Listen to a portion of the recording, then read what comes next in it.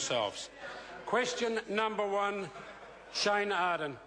Thank you, Mr. Speaker. My question is to the Minister of Finance. What reports has he received on trends in cost of living for New Zealand families?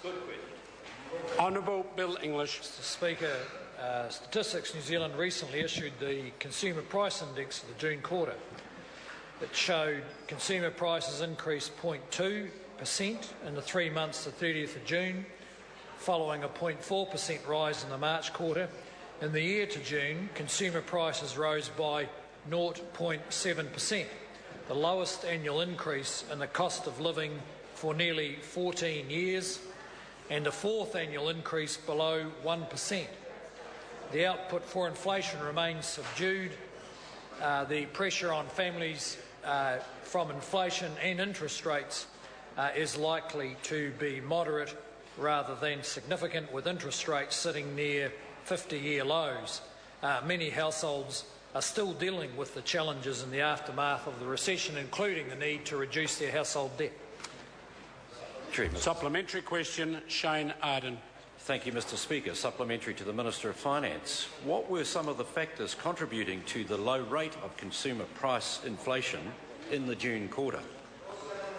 Honourable Bill English. Well, Mr. Speaker, in any given quarter, there's prices going up and prices going down. Petrol prices in that quarter fell 2.5%.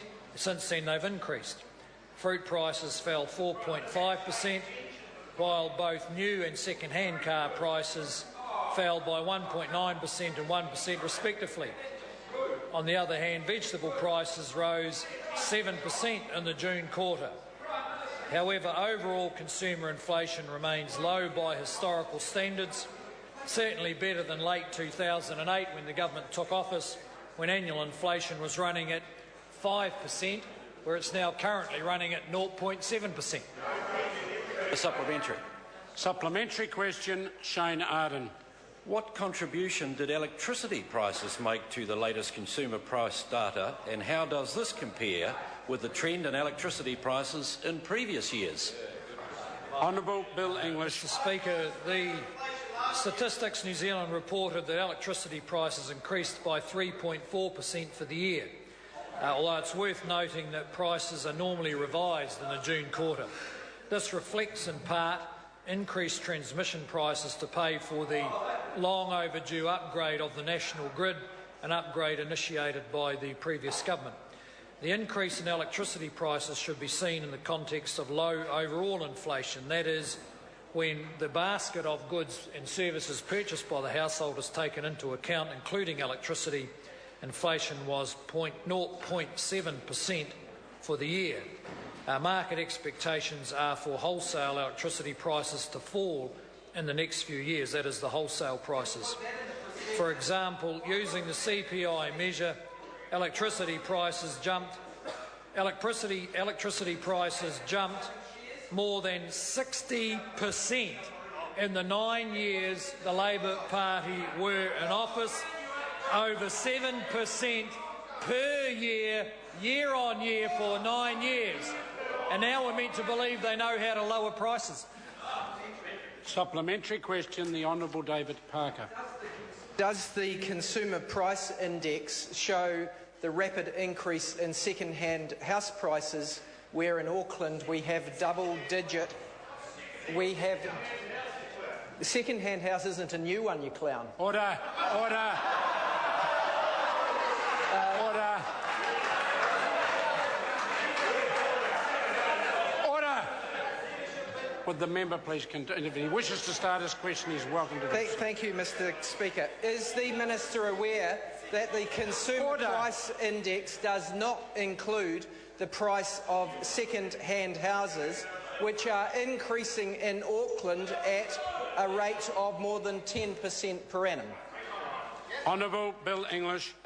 Mr. Speaker, I am aware of that. I'm also aware that for a number of reasons, including the government's management of its own finances, interest rates have been at 40-year lows, which has enabled families to get their debt down and in some cases to trade up in their houses.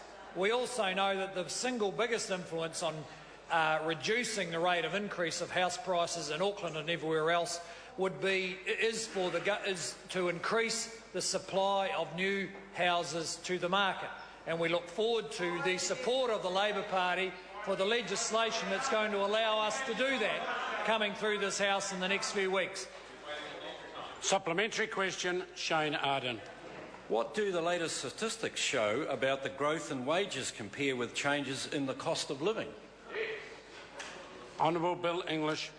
Well, Mr Speaker, the quarterly employment survey from the Statistics Department showed that the average full-time weekly wage rose 2.5% in the year to March, compared to inflation of 0.9% in the year to March.